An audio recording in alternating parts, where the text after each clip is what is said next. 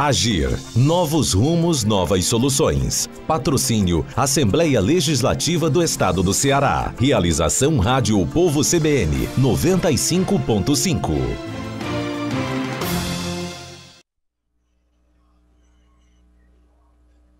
Olá, boa tarde. Começa agora o Agir, Novos Rumos, Novas Soluções, está apenas começando. Estamos online pelo YouTube, Facebook, Twitter do Povo Online e também pelo Facebook da Rádio Povo CBN. Agradeço aqui a sua companhia nessa tarde de hoje. Bem, a pandemia do Covid-19 amplificou o luto pelo mundo. Grandes tragédias na história da humanidade têm essa característica. O webinar de hoje vai tratar sobre o luto vivido, sentido e enfrentado. E para conversar sobre um assunto tão delicado e tão importante, recebo o psicólogo e doutor em educação pela Universidade Federal do Ceará, Erasmo Ruiz. Muito obrigado, professor, pela sua presença. Boa tarde, Cliff. Boa tarde a todos e todas que estão nos vendo e ouvindo agora. É um prazer aceitar o convite. Muito obrigado, professor. Também para contribuir com esse debate, recebo aqui Cristina de Oliveira Vieira.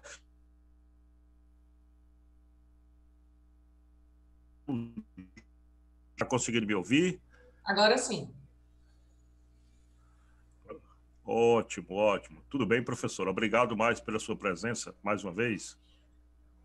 Muito obrigada pelo convite, pelo espaço cedido para a gente poder falar sobre questões tão importantes. Professora, vamos começar com a senhora. O que é tanatologia?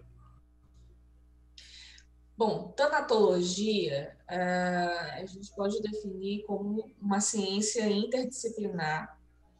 Ou seja, o que é uma ciência interdisciplinar? É uma ciência que dialoga com várias áreas do saber, como, por exemplo, psicologia, história, ciências sociais, antropologia, economia, turismo, dialoga com várias áreas do conhecimento e, nesse diálogo, ela estabelece a compreensão do seu objeto, que é a morte e os processos do morrer. Então, tanatologia é uma ciência interdisciplinar que se dedica a estudar a morte e os processos do morrer. Entendi. Professor Erasmo, em cima dessa resposta da professora Cristina, como é que um tanatólogo, tá certo, ele analisa, por exemplo, a formação cultural do Brasil, os índios, os brancos, os negros, como é que isso, vem cá, como é que a tanatologia enxerga aqui a nossa forma de viver aqui no Brasil? Olha só, na verdade, a gente pode pensar essa resposta sobre os mais variados ângulos, né? Por exemplo, numa abordagem cultural, o Brasil é um país imenso, né? Cheio de contradições. Na verdade, não existe o Brasil, existem os Brasis, né? E nesse Brasil afora, se você for pensar as relações que as pessoas têm com a morte, elas são multivariadas, né? Você tem ainda, pelos interiores do país, costumes funerários que são muito antigos, né? Em grande parte, a gente pode dizer que existem locais no Brasil que se morre ainda como antigamente, com um forte suporte de apoio espiritual, né? Com os velórios e os rituais feitos em casa, ainda com as famílias lidando com o cuidar do corpo. E você lida com situações como o que acontece basicamente em grandes capitais como Fortaleza, onde as práticas, os serviços funerários, eles já estão mercantilizados, né? E os grupos se transformaram em grandes empresas, né? E a maneira como se lida com a morte se aproxima muito de uma perspectiva do tabu, né? Parece que hoje em dia os ritos acontecem de forma muito mais rápida, né, do que acontecia antigamente, onde os corpos chegavam a ser velados por dia ou dias inteiros, né? Hoje em dia os velórios acontecem muito rápido. E nesse plano da pandemia, então, os rituais e o próprio processo de rapidez dos velórios se tornou alguma coisa bem marcante, né? Isso é interessante aqui. Eu fiquei me lembrando aqui, por exemplo, de uma das nossas raízes, a nossa raiz indígena, onde algumas tribos brasileiras eram tribos canibais, né? Antropófagas, não é? Como é que vocês analisam a questão da antropofagia? Professora Cristina, os tupinambás, como é que os tupinambás enxergavam a questão da morte, já que eles tinham o hábito de devorar os seus adversários, os seus inimigos? Isso é uma coisa bem interessante, porque tem uma relação direta em como aquela sociedade indígena se relaciona com os seus ancestrais, né? Com os seus ancestrais, com os seus mortos, os seus pais mortos, seus avós mortos, né? Seus familiares mortos. Então, por exemplo, sociedades que estabelecem laços familiares hierarquizados, verticais, né? Por exemplo, o avô, que é o patriarca, a avó, que é a matriarca, aí vem o filho, né? Vem o neto, que estabelece esses laços de hierarquia verticais, eles têm uma determinada relação com a morte que é mais amigável e mais próxima do que sociedades que estabelecem laços familiares mais horizontais. Os laços familiares, os laços afetivos, eles são feitos de maneira mais horizontal. É o pai, a mãe, o cunhado, o genro, a nora, o neto, o amigo próximo da família, que muitas vezes é agregado como um membro da família, né? Então, essas pessoas que têm uma relação mais, essas famílias, essas comunidades tradicionais que têm uma relação mais horizontalizada de laços de família, de laços de comunidade, já tem uma relação com a morte de mais medo da morte, de mais afastamento. Enquanto aqueles que cultuam seus ancestrais, né, que tem uma relação mais vertical, tem uma relação de menos medo com a morte, porque os ancestrais eles são chamados a participar da vida também, né? Então, por exemplo, você citou os tupinambás, que na história do Brasil a gente aprende que eles eram canibais. Então, esse canibalismo ele está dentro de um ritual de apropriação dessa pessoa que faleceu, de apropriação para a tribo, para ele fazer parte da tribo, para ele deixar de ser um inimigo e se tornar um amigo da tribo. Então, ele é consumido, né, por aquela comunidade para poder se tornar parte daquela comunidade. Seja pela aquisição das suas habilidades, seja pela aquisição do conhecimento que só ele tem e que o resto da tribo não tem. Então, ele deixa de ser uma ameaça depois de morto, ele não vai depois de morto buscar vingança contra aquela comunidade, porque agora ele faz parte daquela comunidade. Esse é um sentido simbólico desse ritual de antropofagia. Inclusive, era uma forma de homenagem, né, Cristina? Quer dizer, quando o inimigo aprisionado ele era morto e devorado, essa era uma forma de dizer: aquele guerreiro com o qual eu combati é forte, é poderoso. Valoroso o suficiente um dos nossos. Isso, exatamente. Existia também, professor, assim, uma tentativa, ou pelo menos uma simbologia de se apropriar da alma dele, né? Assim, de poder incorporar aqueles valores, aquela força, como o senhor falou aí. Eu acho que Freud tem um texto muito famoso, muito parecido com isso que a gente está conversando aqui, não é verdade?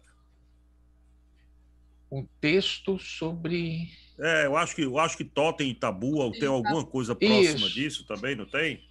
Não tem alguma semelhança também com essa questão, né, de você matar um líder, de você conseguir se alimentar de outro. Professor, no interior aqui do Nordeste, eu sou nordestino, eu sou de uma cidade chamada Crato, aqui no interior do Ceará, e lá nós temos o hábito de dizer que nós vamos beber alguém quando alguém morre, né? Então, assim, morreu lá um José e dizer, nós vamos beber o José hoje à noite, tá certo? Como é que o senhor fala isso? Também como uma forma de celebração também de quem José foi, do que José representa para a gente, como essa relação da celebração da morte, da celebração de quem viveu, da celebração do legado de quem deixou, como é essa questão da celebração dentro da cultura brasileira e também dentro de outras culturas? No Brasil, esse é um traço que a gente vai perdendo, né, conforme a sociedade foi se industrializando, as grandes cidades crescendo, né? Mas eu acho que ele cumpre ainda um papel importante, não é? O celebrar o morto, o beber o morto, na verdade, entre aspas, é uma desculpa para a gente ficar falando da biografia dele, para a gente ficar lembrando dos causos, né? Para a gente ficar lembrando de tudo aquilo que aquele homem foi e nos legou como algo importante na nossa vida, nem que seja a partir da brincadeira, nem que seja a partir das anedotas. Em outras culturas, a gente vai encontrar traços ou similaridades a isso, principalmente na perspectiva, por exemplo, da realização de banquetes rituais, que existia no Brasil, inclusive, principalmente na época do Brasil colônia, né? Aí, quando você tinha as pessoas que se deslocavam de distâncias muito grandes, elas chegavam nos locais, elas precisavam, de uma certa forma, ficarem hospedadas, e aí se aproveitava essa chegada das pessoas, era oferecida comida, e comida em tom de festejo, né? Mas não porque alguém tinha morrido. O festejo não era no sentido de celebrar algo trágico, mas celebrar, sim, a memória. Então, rituais que celebrem a memória nas suas várias configurações sempre foi alguma coisa importante e, lamentavelmente, é um dos aspectos que a gente está perdendo na nossa contemporaneidade, principalmente nas cidades grandes. E existe Por favor, Cristina, pode falar. Existe um reflexo simbólico ainda disso, quando a gente fala, por exemplo, na última refeição de um condenado. Sim. Né? Um reflexo simbólico quando a gente fala que as últimas experiências dos prazeres da vida antes da morte, como um banquete. Eu pediria macarrão acarbonado. Eu pediria um arroz de alcachofra, que a minha sogra faz. Mas é interessante, Cristina, por exemplo, que lá no Crato ainda tinha-se a tradição de se fazer um caldo à noite, tá certo? Isso, as pessoas ficavam velando o morto durante a noite, tá certo? E isso tinha o quê? Tinha toda uma questão, todo um ritual de alimentação, tá certo? De preparo, de reza, tinham toda uma sequência de atos até a questão do sepultamento em si. Não é? Isso muitas vezes está se perdendo nessa. Você acha que a gente está comercializando essa questão da morte? Isso é real? Por exemplo, hoje você tem funerárias que parecem bufês, tá certo? Você vai e tem assim uma sequência de situações que isso daí diminui a questão do sentimento, da ligação, ou meramente é um traço cultural? É um traço de mudança de cultura, mas é um traço que direciona para uma certa homogeneização desses rituais de morte, né? A biografia do sujeito vai se perdendo um pouco. Antigamente, a biografia do sujeito ela poderia ser vista não só nos rituais de velório, de cortejo fúnebre, os amigos que acompanham, a família que acompanha, mas a biografia do sujeito que morreu também poderia ser visto no seu túmulo. E isso vai se perdendo cada vez mais, porque o túmulo vai deixando de ser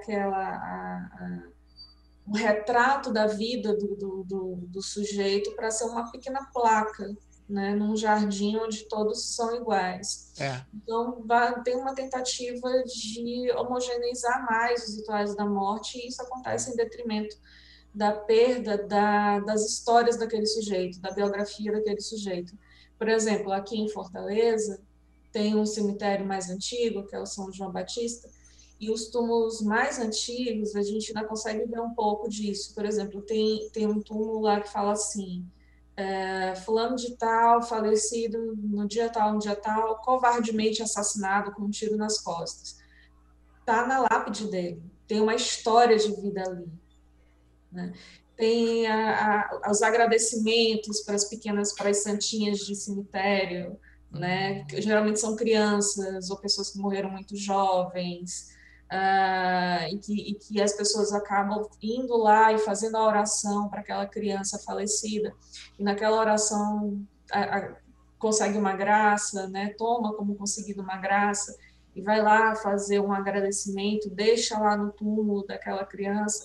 Então, era possível ver mais da biografia daquele sujeito, né? E hoje em dia ela está mais padronizada, né, para todo mundo. E aí a diversidade da vida se perde um pouco nesse processo.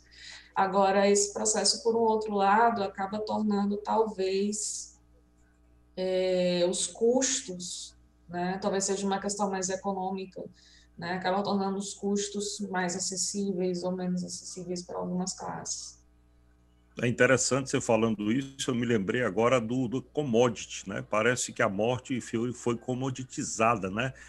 Por exemplo, existem em cidades históricas a visita aos cemitérios, né? Em Paris você tem a visita ao Père Lachaise. Se você vai até São Paulo, você tem ali o cemitério do Araçá e o cemitério da Consolação, que são cemitérios que têm obras de arte.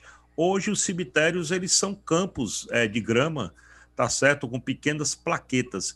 Isso tem a ver também com a questão estética ou a pobreza artística?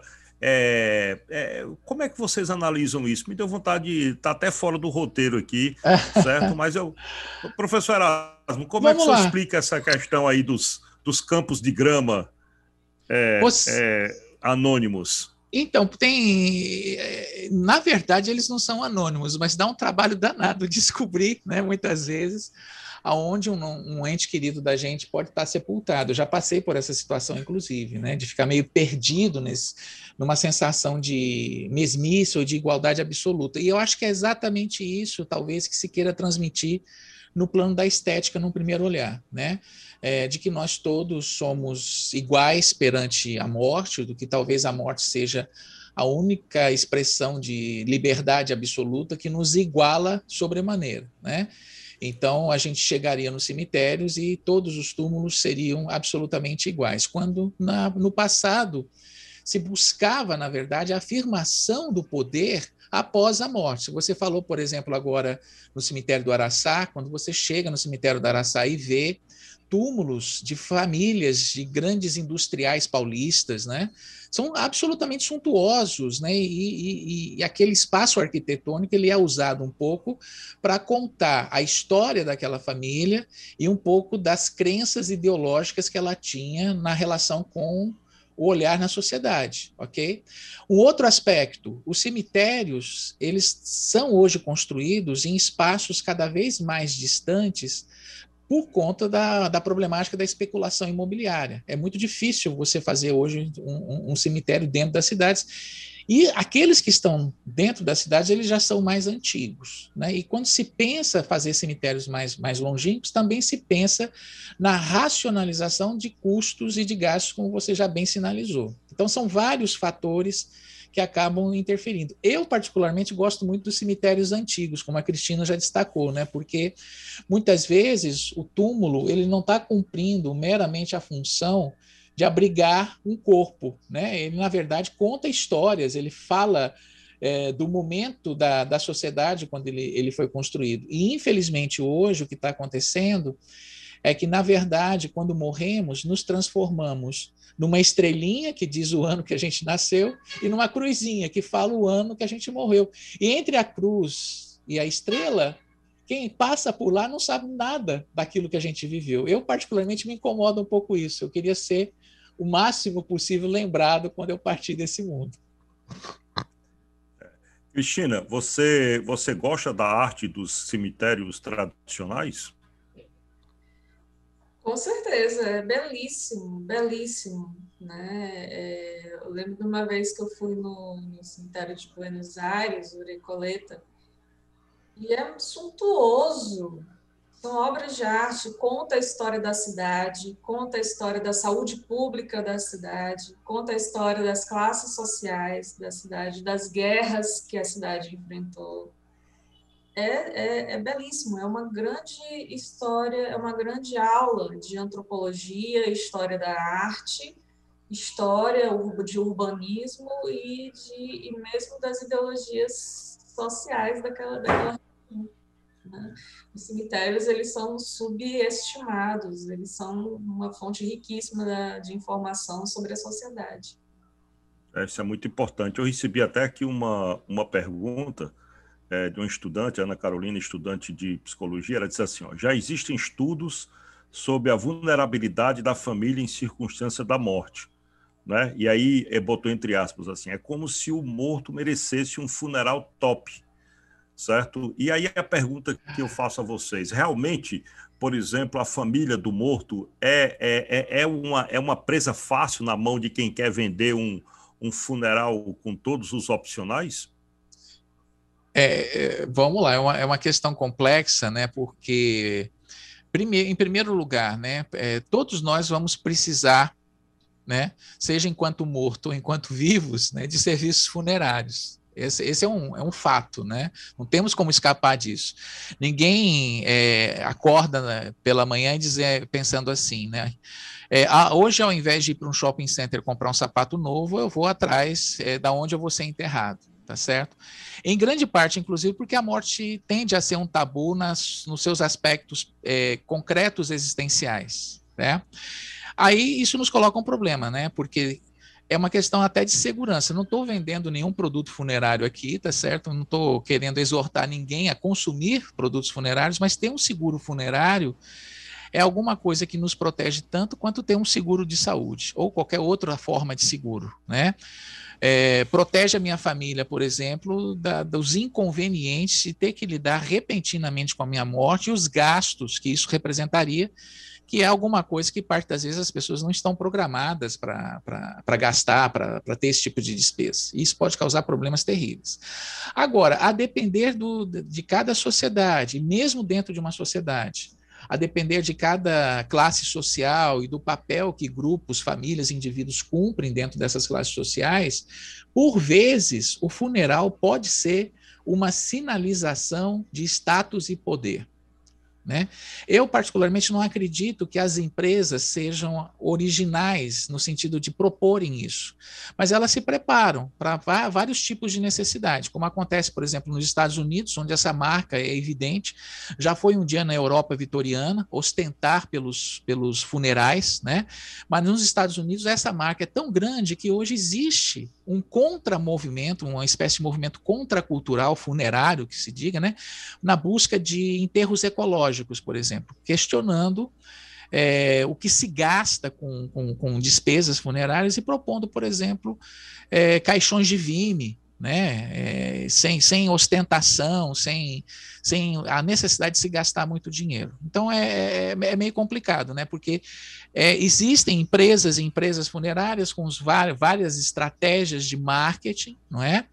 Você usou uma palavra interessante, opcional, né, que normalmente a gente usa para automóveis, né? Às vezes se adota esse tipo de postura também, né? Hoje em dia um serviço funerário é um bem econômico como outro qualquer, e as pessoas, a depender das suas necessidades e poder aquisitivos, elas podem ter vários desenhos de velórios, sepultamentos, espaços onde os corpos podem ser sepultados ou até cremados, ok? Agora, as estratégias de marketing são muito variadas, e a própria postura de compromisso social, ou de ética social que as empresas têm também é multivariada. Você tem empresas, por exemplo, que se preocupam em irem além meramente de vender serviços, né? Então, por exemplo, eu e a Cristina fazemos parte de um grupo chamado Clube Thanato, né? Somos embaixadores. O objetivo desse grupo é fomentar discussões em relação à morte ou morrer, justamente como a gente está fazendo aqui agora, transformando a morte num assunto absolutamente natural, com o objetivo de quebrar tabus, ok?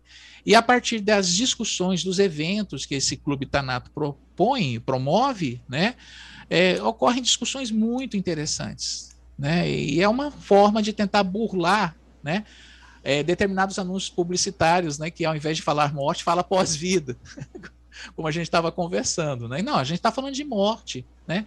Morte é alguma coisa trágica, é uma tragédia biográfica, mas não existe e se eu morrer, não. quando eu morrer, né? Então, a morte faz parte das nossas vidas.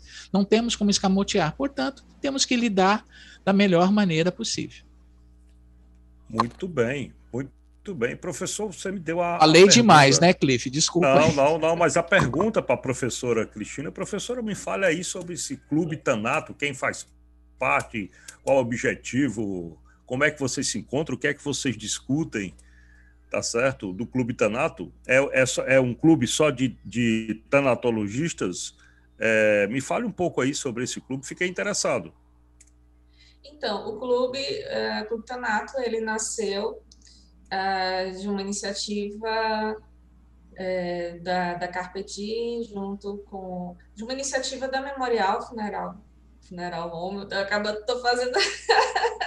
Não se preocupe, pode falar, por favor.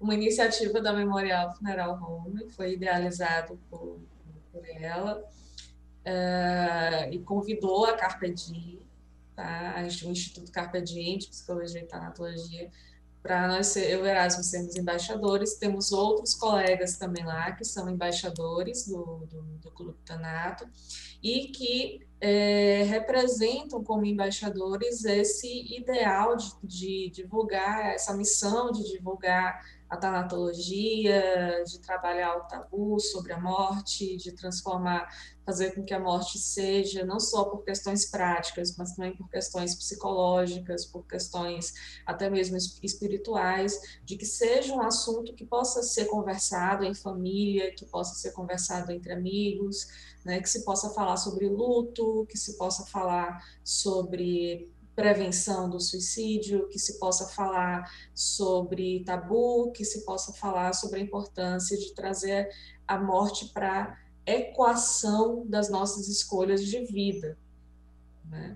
Então, até mesmo quando a gente fala Carpe Diem no Instituto, né, Carpe Diem é um termo em latim que significa aproveite o dia, mas não é aproveitar o dia num sentido irresponsável, adolescente irresponsável, mas é aproveitar o dia de uma maneira ponderada, responsável, pondo a consciência na mão das suas escolhas, né? E sabendo que as suas escolhas, em algum momento, elas vão voltar para prestar conta para você. Então, imagine, se você tivesse pouco tempo de vida, né? Isso que você está fazendo, a maneira como você está guiando a sua vida, a maneira que você está oferecendo o seu tempo, você estaria satisfeito com isso? Quando chegasse nos seus momentos finais, você teria mais arrependimentos do que saudades das coisas? Então, são esses tipos de questões que a gente coloca. Então, a gente faz algumas atividades culturais. O Clube Thanato é essencialmente um projeto para promover uma forma de cultura, né? Uma forma de eventos não só acadêmicos, entrevistas, mas também eventos culturais. A gente tenta fazer, não estamos fazendo tanto agora por causa da pandemia, mas a gente tem um cinema, né, um Cine Thanato, onde a gente passa filme, comenta esse filme sobre a ótica da arte de viver, da arte de morrer, né? Tem um Cine Thanato, tem o Death Coffee é café com morte, mas não tem veneno no café, certo? Ninguém morre no café, né? É só um café, a gente chama de Death Coffee, porque é uma maneira de reunir as pessoas para a gente tomar um cafezinho e falar da vida e falar da morte, porque afinal das contas falar da morte é falar da vida, né? Então tem o Death Coffee, tem o Cine Thanato, tem alguns eventos, algumas palestras que a gente está fazendo só online por causa da pandemia, alguns convidados e outras atividades que a gente gostaria muito de... Tem um perfil no Instagram e outras atividades que a gente gostaria muito de fazer, que vamos fazer assim que essa pandemia, este momento more. Muito interessante, muito interessante. Muito interessante. Professores, eu vou fazer a pergunta para os dois a respeito da questão da relação das civilizações com a morte. Não é? Então, assim, os vikings, eles falavam de uma não é? Valhalla. Então, quando eles morriam, eles iam para uma cidade onde iam beber com os guerreiros, enfim. Os muçulmanos falam muito da questão das 7 virgens, não é? Então serão recebidos e tal.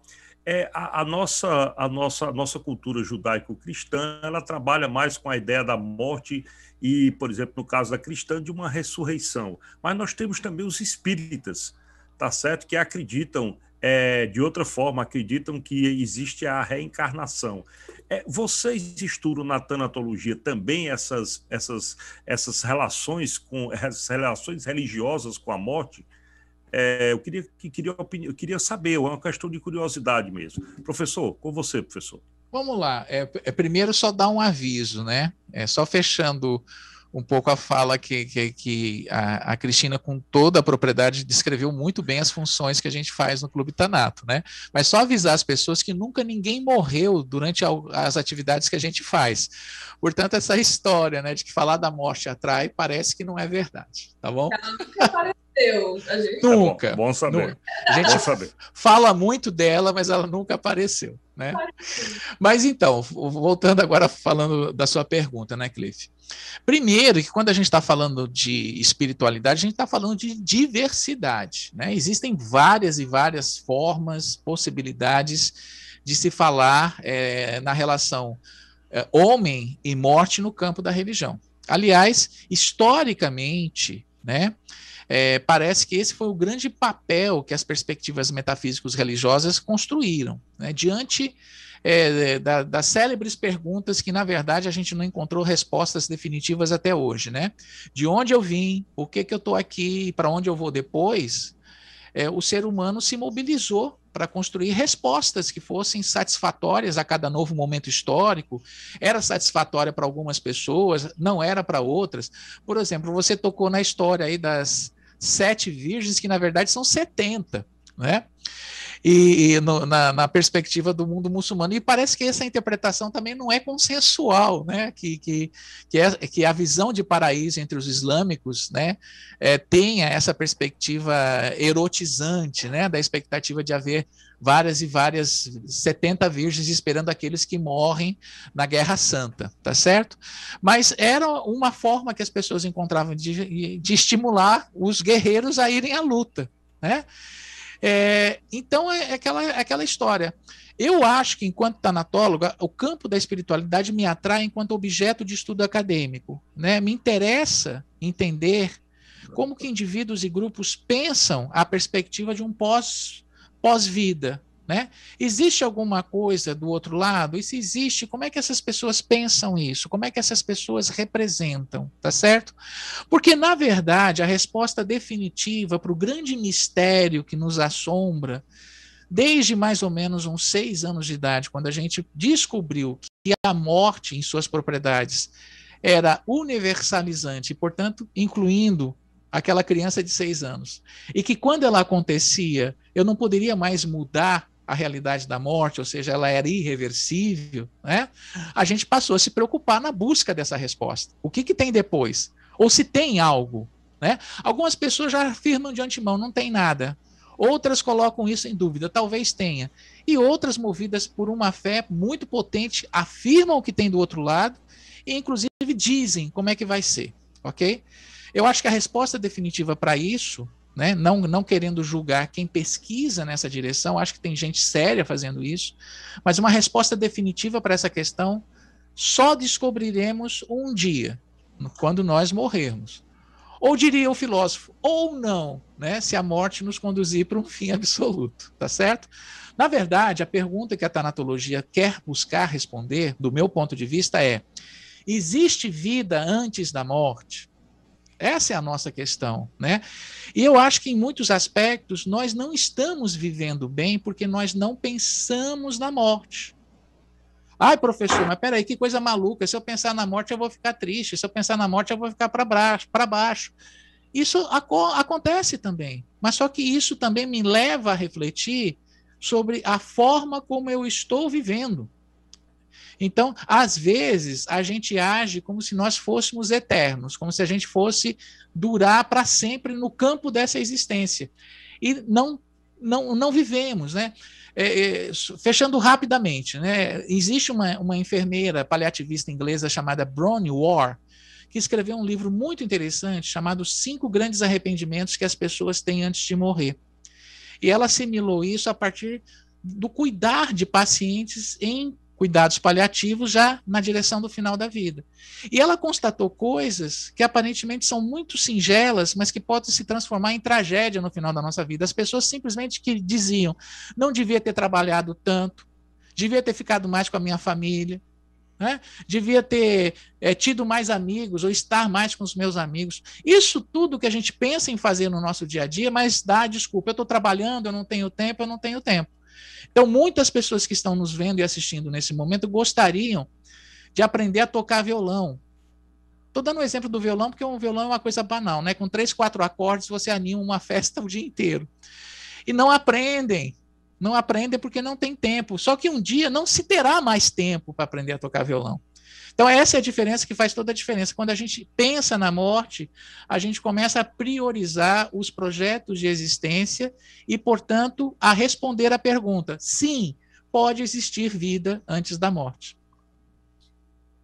Muito bom, muito bom. Professora, agora eu fiquei curioso. Depois que o professor Erasmo falou, me dê indicações de bons livros e bons filmes sobre morte. Então, só complementando a fala da pergunta anterior, dentro da tanatologia, como a gente segue na tanatologia um viés científico e filosófico, a gente não trabalha com uma religião específica, mas a gente trabalha com ciências da religião. Tá? O que são ciências da religião? É um conjunto de ciências que tem a religião por objeto, como, por exemplo, psicologia da religião, antropologia da religião, teologia, né? Então, a gente faz esse estudo transversal, tá? Das ciências da religião. E dentro de um viés filosófico pautado em existencialismo, certo? Então, assim, a gente... eu tenho a minha religião, o Erasmo tem a religião dele, você tem a sua, mas como a gente na tanatologia segue esse viés científico-filosófico, a gente já tenta abordar as ciências da religião e a filosofia. E aí, pega o gancho, né, e vem para a pergunta que você me falou sobre livros. Então, por exemplo, um livro interessante sobre história, né, História da Morte no Ocidente, do Arriet, O Homem Diante da Morte, também do Arriet, A Solidão dos Moribundos, me fugiu agora o nome dele. Norberto Elias. Elias, isso, A Solidão dos Moribundos.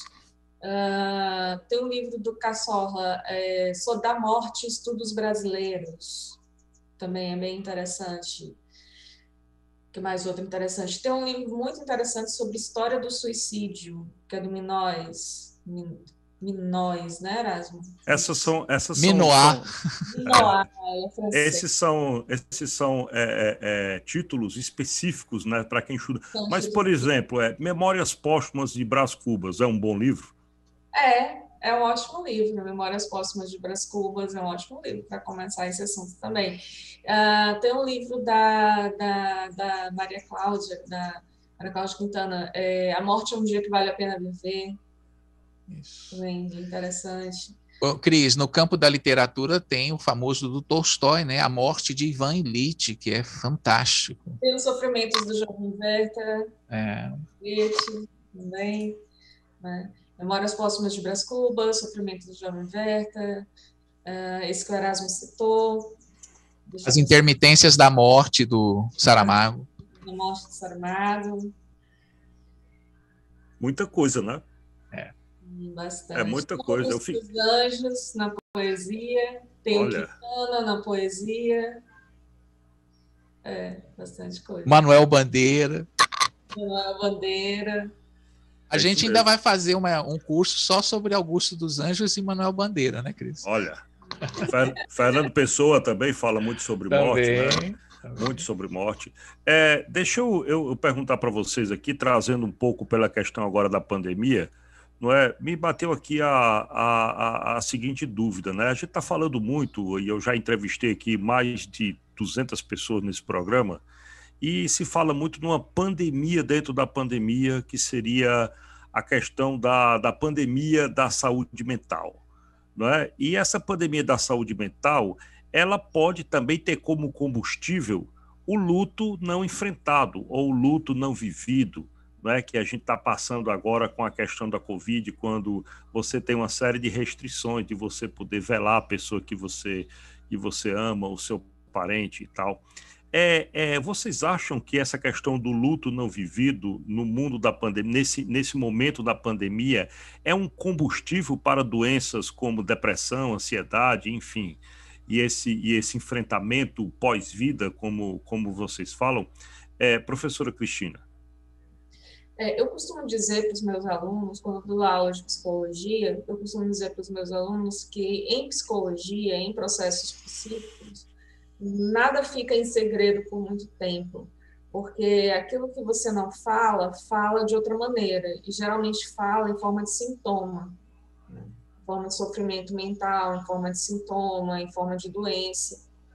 Então, o luto, quando ele não segue um processo de elaboração para ressignificar aquele vínculo que foi abalado pela morte, pela perda, ele acaba seguindo um outro processo. Dentro desse outro processo, aquele sofrimento, aquela perda, aquela revolta, raiva, culpa, saudade, o amor e todos os sentimentos ambivalentes que uma perda possa suscitar, acaba aparecendo de outras formas. E uma dessas formas, sim, pode ser sintomas que podem acabar se desenvolvendo, que podem acabar dando na instalação mesmo de um transtorno mental, de uma depressão, um transtorno de ansiedade. Então, sim, pode ser dessa maneira, né? O ideal é que a pessoa ela possa primeiro seguir o seu tempo no luto, né? Mas que ela possa ter a lembrança de uma esperança de uma vida que pode continuar depois daquela perda, né? Então, à medida que ela possa continuar cultivando uma esperança, ainda que ela ainda não esteja bem, ainda que ela não consiga retomar a vida como era, e não vai retomar como era, né? As perdas modificam a gente profundamente. Mas ainda que ela não possa tocar novos projetos ou retomar os seus projetos, se ela puder cultivar ainda um campo de esperança dentro dela, ela, em algum momento, ela vai conseguir retomar aquela vida que ficou estagnada diante da morte. Entendo. Professor, nós tivemos aqui, a minha esposa perdeu a avó dela, por exemplo, perdeu uma tia também por Covid, e surgiu um trauma muito grande, porque você não consegue velar aquela pessoa querida, né? Você tem um distanciamento. Naquele momento que você quer, parece que você não se despediu da forma correta. E é uma dor dentro de uma outra dor, não é? Como é que o senhor pode traçar esse fenômeno do luto que não é completo, né, agora durante a Covid, né? Isso alimenta esse processo também de insanidade mental que a gente está passando hoje, com muita depressão, com muita ansiedade, enfim, com todo esse processo da Covid-19? Cliff, primeiro uma questão que a gente tem que tomar um certo cuidado, né? Quando a gente está falando sobre luto, é como se o luto pudesse ser comparado, é uma metáfora, né? Mas como se a gente pudesse comparar com uma impressão digital. Todos nós temos impressões digitais, mas cada um de nós tem uma impressão digital única, ok? Então, com o luto, as pessoas vivem o seu processo de luto de formas muito diferenciadas. Então, quando se tem uma família muito grande, a gente percebe isso, né? Tem pessoas que expressam a dor e o sofrimento de uma forma intensa, catártica, um choro doloroso, sofrido. E existe alguém dentro dessa família que pode estar, né? Pode ser mais, entre aspas, embotado, não expressa de uma forma tão intensa as suas emoções, com uma certa dificuldade de chorar, ou mesmo não chorar. Aí, às vezes, as pessoas começam a fazer julgamento de valor, inclusive, né? Aquela pessoa que não chora, não está sentindo a morte como deveria sentir, ou não gostava da pessoa que morreu. Não é bem assim que as coisas funcionam, tá certo? Então, esse é o primeiro aspecto. Dizer que uma pessoa que não vivenciou, né, o luto da forma como ele tradicionalmente deveria ser vivenciado, e que isso diretamente poderá comprometer ou propiciar maiores agravos de saúde mental, eu teria um certo cuidado em dizer isso. E embora a gente pode, dentro de um campo de certas probabilidades, dizer que esse é um fator relevante que poderia ajudar no entendimento de determinados quadros ou fenômenos, mas não de todos, eu diria de alguns, tá certo? Agora, é um fato, né? Nós, desde criança, nós estamos recebendo certas senhas que nos dizem como se comportar frente a determinadas situações, ok? Então, aquilo que a gente já está acostumado a ver num velório, né? O velório com o caixão aberto, com as pessoas tendo uma relação de proximidade afetiva, afetuosa com o corpo, é um fator importante. Ver o corpo é um fator relevante. Para muitas pessoas, tocar o corpo, beijar o cadáver, é um fator importante. A questão que se coloca é, na ausência de todas essas possibilidades, né, e outras tantas, né, por exemplo, a dificuldade de ter visitado seu ente querido nos hospitais, né, por conta do isolamento em UTI, né, a dificuldade de ter levado os filhos para essas visitas. A gente tem uma doença que restringe o contato comportamental entre as pessoas. É possível, né, e isso a gente só vai saber de fato nos próximos meses, né, é possível que isso possa, de fato, associado a outras questões, né, produzir, sim, agravos em termos de saúde mental. E um pouco disso a gente está vendo já agora, né, no aumento de demanda de pessoas em busca de profissionais de saúde mental, psicólogos e psiquiatras, não é? Agora, dizer textualmente ou de uma forma muito objetiva que isso acontece por conta das dificuldades, da forma como se leva o luto, tem um certo distanciamento, embora seja provável que isso realmente possa acontecer. É muito complexo, muito complexo. Vocês consideram que o negacionismo de uma doença, ela também possa se amplificar ou transbordar para o negacionismo da morte também? Por exemplo, no caso agora da pandemia, sem entrar na questão ideológica, né? Os negacionistas, né? Quando eles negam, por exemplo, os efeitos de uma doença que pode matar. De uma certa forma, existe também um desafio à morte de dizer, por exemplo, que agora vou dizer, que estão imunes a isso? Professora Cristina. Então, é um assunto complexo, porque existem várias causas interagindo aí, vários fatores interagindo aí, né? A questão do negacionismo de uma doença, do negacionismo de um determinado tratamento, do negacionismo mesmo da eficácia da ciência. Isso é uma coisa que parte não só de um determinado modo de pensamento, mas que parte de uma sensação de conexão de grupo, tá? Então, pessoas que entram nesse processo de falas negacionistas, de negacionista, quando a gente fala no entendimento corrente, né, não é negar qualquer coisa, mas é negar o entendimento padrão de que a ciência tem a sua eficácia e de que é preciso seguir um método científico, né, porque a ciência já se provou várias vezes e continua se provando como um dos melhores meios de lidar com procedimentos de saúde, tá? Então, esse negacionismo, ele não só vem de um determinado modo de pensar, de uma determinada bolha social, mas ele tem raízes muito mais profundas, que muitas vezes talvez a gente não esteja prestando atenção, mas ele tem raiz num processo de identidade de grupo. E essa identidade de grupo, ela não é só um laço afetivo de grupo, mas é um processo também de identidade de si próprio, né? Eu sou membro dessa sociedade que pensa dessa maneira, eu sou membro dessa comunidade que pensa dessa maneira, eu não estou sozinho no mundo. Eu encontrei pessoas que me acolhem, no quais eu posso pensar livremente, independente do que eu precise fazer para checar a veracidade, para checar a eficiência ou não dos meus raciocínios, né? Que para fazer essa checagem teria que seguir um método científico.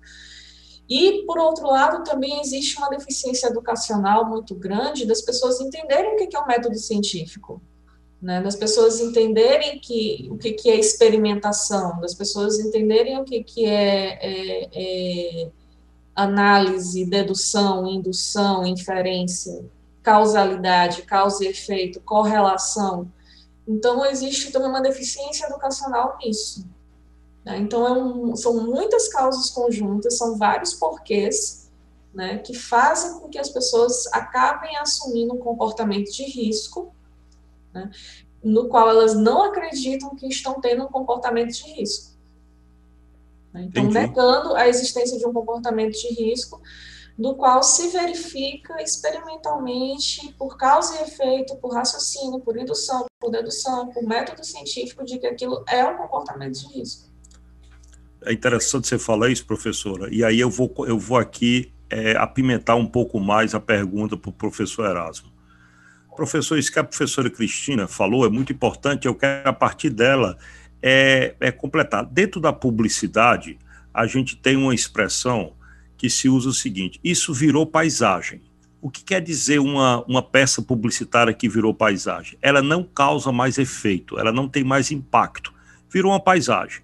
Então, por exemplo, um outdoor que envelhece, vira paisagem. Ninguém olha mais para ele, ele faz parte da cena, tá certo? Isso aí pode acontecer com várias, como se fosse uma normose, certo? Então, o senhor acha que a questão dos números da Covid-19, todos os dias, o relatório, morreram 2.000. Teve um dia que um amigo meu chegou e disse assim: pô, você viu? Hoje só morreram 1.800 pessoas.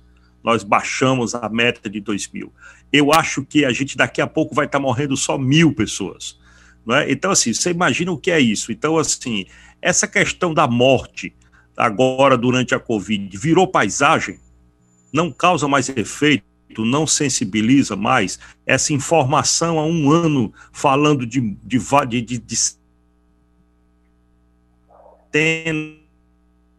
uma certa forma, criando uma normose coletiva?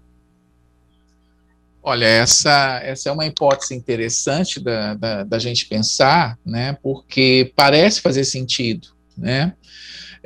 O problema é que, vou tentar exemplificar isso, né? Quando a gente fica sabendo, por exemplo, dos acidentes aéreos, ok? Morreram 250 pessoas num acidente de avião, aquele famoso acidente do voo para a França, né, que caiu no mar, que tinha agravante, inclusive, da dificuldade de resgate de corpos, essa coisa toda. Então, morreram 250 pessoas, e no mesmo dia do acidente de avião, podem ter morrido mais de 1.500 pessoas em acidentes de trânsito, certo? Por que será que as pessoas se sensibilizaram mais pela morte que ocorreu no acidente de avião? Primeiro, o impacto de muitas mortes acontecendo num único evento, ok? Mas só isso não explica, né?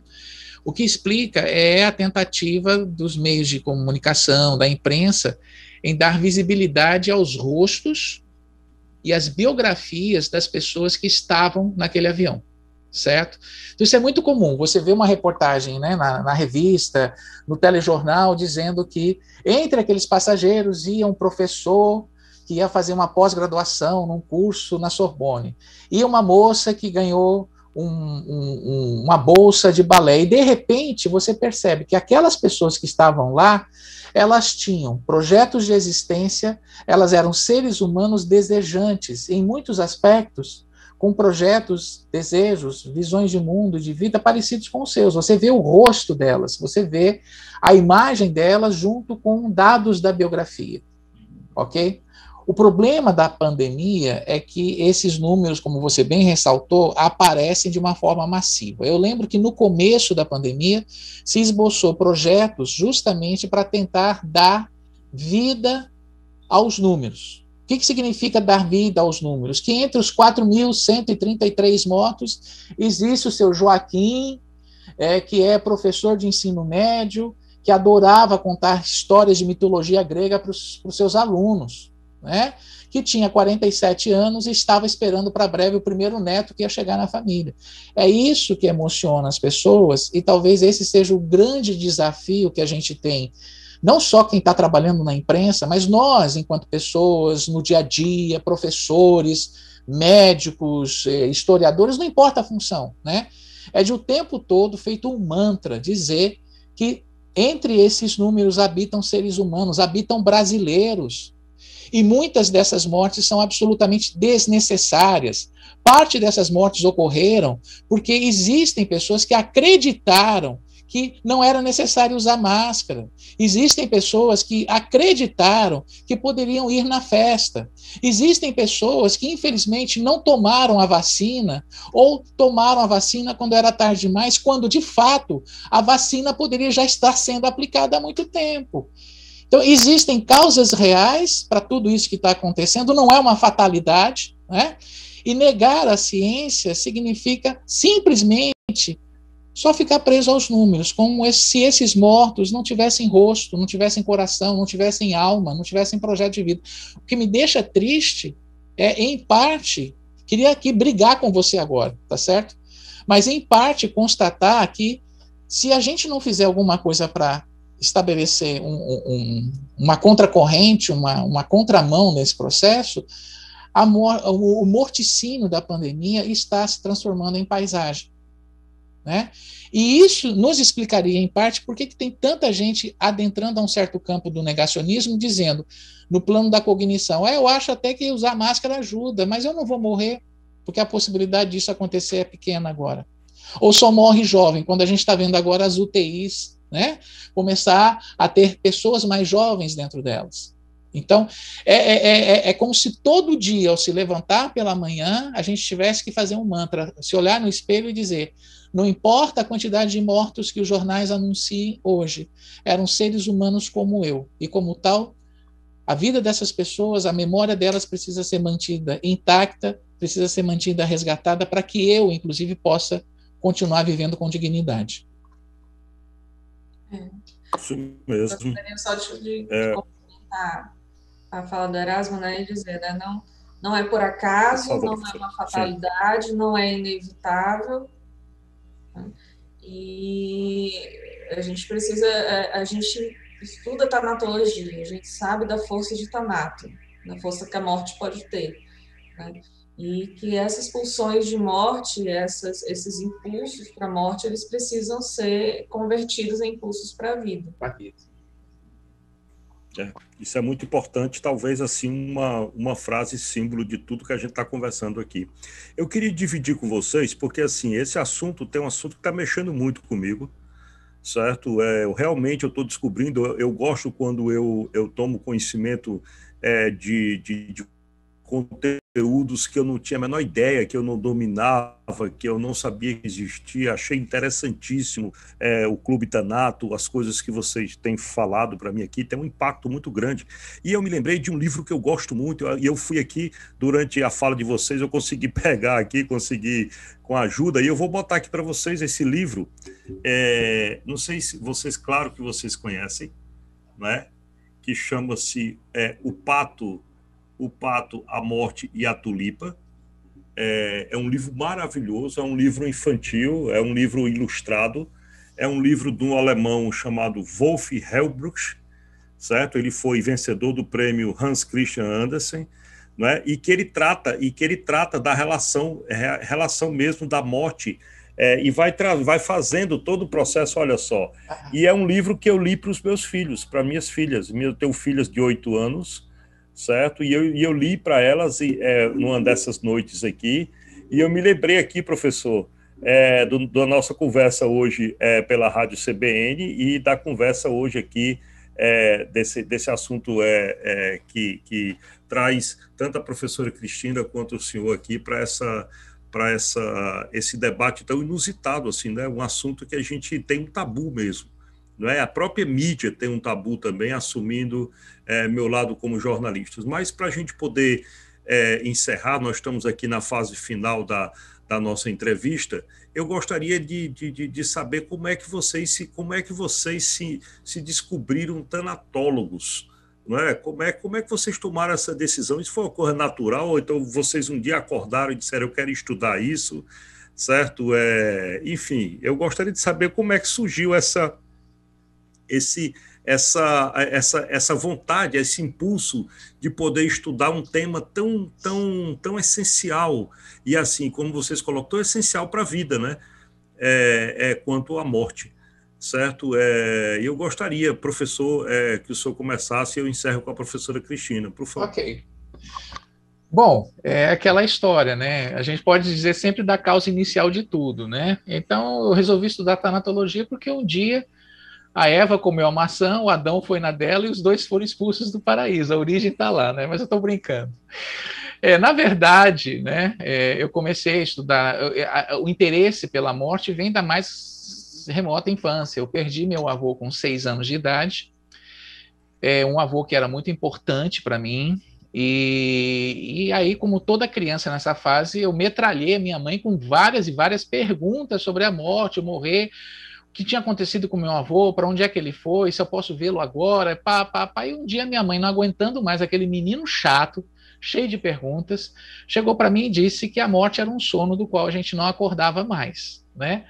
Aí imagina isso para uma criança de 6 anos. Eu comecei a ter medo de dormir, porque ao dormir eu morreria. E eu era uma criança que tentava se manter acordado o máximo de tempo possível. E cedo os meus pais perceberam que quando eu estudava à tarde, o meu rendimento escolar era melhor do que estudar pela manhã, porque eu dormia literalmente na carteira, né? E claro que esse interesse infantil e associado a esse medo, ele foi se transformando com o passar dos anos numa certa obsessão estética, né? Eu sempre gostei muito de ler coisas relacionadas com a morte. Eu descobri Edgar Allan Poe quando eu era adolescente, depois Stephen King, né? Então, um interesse que começou pela literatura, lá pela frente virou um interesse que a gente chama em academia de diletante, né? A gente começa a ler, mas não tem uma aplicação intelectual acadêmica com aquilo.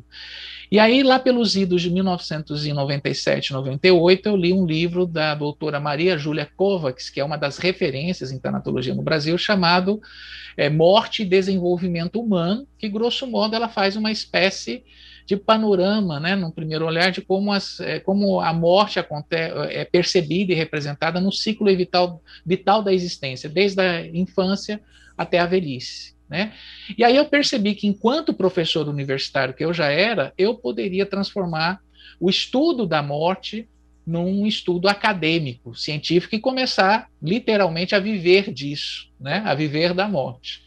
E isso se transformou em projetos de pesquisa, estudando trabalhadores que lidam diretamente com a morte, e hoje com uma perspectiva mais focada em questões de ordem curricular. Qual é o lugar que a morte ocupa na formação de profissionais de saúde, como médicos e enfermeiras? Como é que ela comparece nos currículos, como é que ela é vivenciada, e se essa formação, com a presença ou não presença da discussão da morte, influencia comportamentos na relação com pacientes no futuro.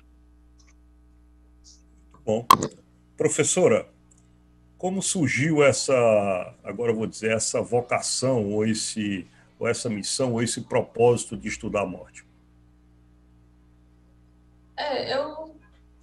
Eu acho que desde muito cedo mesmo, né? Bom, eu sempre gostei muito de ler, de estudar. O meu pai, ele teve a sensibilidade de montar uma boa biblioteca em casa, né?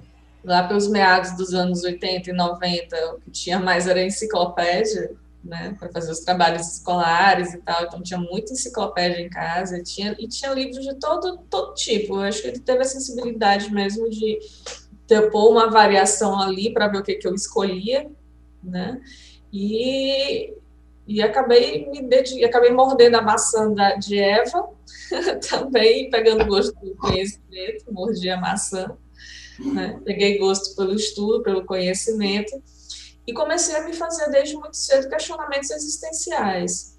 E os questionamentos existenciais acabaram me levando para a tanatologia, né, principalmente no estudo do fenômeno do suicídio, e acabaram me levando também ao Erasmo, né? Então, o Erasmo, ele é o meu amigo, né, um dos meus melhores amigos e também é o meu mentor, né? Falo isso para ele, né? Eu sou cria do Erasmus. Erasmus é meu mentor, né? E desde já de meados dos anos 2002, né? Desde 2002, né? A gente está em 2021. E desde 2002 o Erasmus é meu mentor e eu só me intitulei tanatóloga mesmo quando o meu mentor me chamou assim, né? Quando o Erasmus me chamou assim, aí eu comecei a me chamar de tanatóloga também. Muito bem, muito bem. Muito obrigado com os dois por um momento tão importante. Nós discutimos aqui esse assunto, que eu repito, é um assunto extremamente delicado, mas um assunto que é essencial. Nós chegamos ao fim do Agir, Novos Rumos, Novas Soluções de hoje, e nós tratamos aqui de um tema muito importante, o luto vivido, sentido e enfrentado. Para isso, eu recebi aqui o psicólogo e doutor em educação pela Universidade Federal do Ceará, professor Erasmo Ruiz. Muito obrigado pela participação mais uma vez, professor. Eu que me sinto muito feliz de estar aqui, gostei muito de conversar com você, espero que seja a primeira vez de muitas, ok? E eu me sinto muito feliz porque participando desse espaço, né, e a gente se sente fazendo aquilo que a gente mais gosta, que é, enquanto professor, também ser um educador para a morte, o que em última instância significa ser um educador para a vida. Muito obrigado, Cliff. Muito obrigado mais uma vez, professor. Eu também agradeço a presença especialíssima da professora Cristina de Oliveira Vieira, professora de Psicologia e Tanatologia. Muito obrigado pela presença, professora, pelas suas informações também e poder também compartilhar conosco aqui essa experiência de vida e essa experiência profissional tão interessante. Muito obrigado. Muito obrigada, eu agradeço a vossa atenção, agradeço o vosso convite, né? E a mensagem que eu queria dizer é que vamos aprender a morrer para aprender a viver, né? Por uma arte de morrer para uma arte de bem viver, de aprender a viver. Tá bom, depois eu vou fazer um convite para também vocês visitarem o jornal, também contribuírem com artigos conosco, tá bom? E eu quero também um dia ir para o café de vocês lá, porque, né, então, enfim, estou muito curioso também para poder, como convidado também, e agora como admirador do trabalho de vocês, tá bom? Muito obrigado. Viu? O Agir Novos Rumos, Novas Soluções fica por aqui. Nós voltamos amanhã às 15h.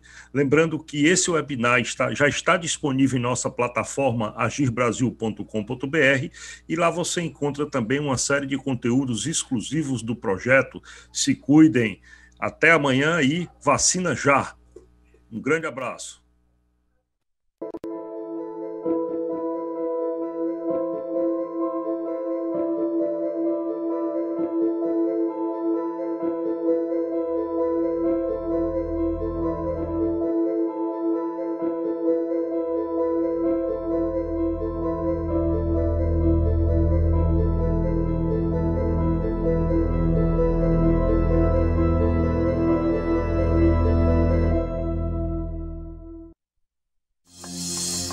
Agir, Novos Rumos, Novas Soluções. Patrocínio, Assembleia Legislativa do Estado do Ceará. Realização Rádio Povo CBN, 95.5.